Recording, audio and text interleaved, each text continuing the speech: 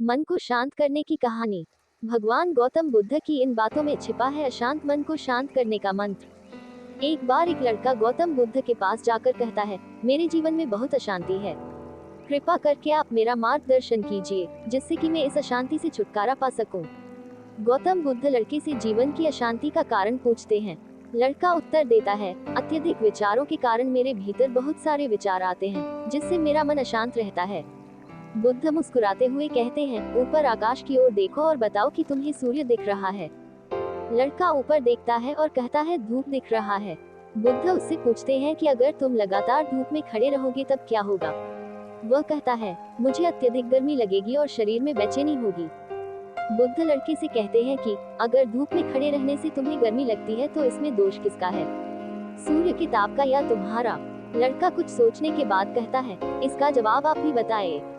बुद्ध कहते हैं, सूर्य का काम है ताप देना और ताप का काम है गर्मी लगना। ऐसे में तो दोष तुम्हारा ही है कि तुम धूप में जाकर खड़े हुए जिससे कि तुम्हें गर्मी लगी। तुम्हें अगर शीतलता चाहिए तो तुम्हें छांव में रहना होगा। ठीक इसी तरह चंचल मन का भी स्वभाव होता है विचारों और भावनाओं को जागृत करना। विचार क्षण भर के लिए होते हैं, लेकिन विचार से पैदा हुई भावनाएं देर तक टिकी रहती है। लेकिन ये तुम्हें निर्णय लेना है कि तुम्हें विचार और भावनाओं के साथ चलना है या अलग दिशा बनानी है। बुद्ध कहते हैं, मन को शांत करने के लिए तन के आयाम पर काम करना सबसे आसान तरीका है। शरीर के स्तर पर हमारी कर्मेंद्रियां और ज्ञानेंद्रियां है। कर्मेंद्रियां कर्म और ज्ञानेंद्रियां ज्ञान से जुड़ी होती है। इससे हम अपनी संवेदनशीलता को बढ़ा सकते हैं, यानी हम जो भी काम करें उसे आनंद के साथ करें। मन के आयाम से हटकर तन के आयाम पर जाने से ही तुम्हारा चित्त शांत होगा।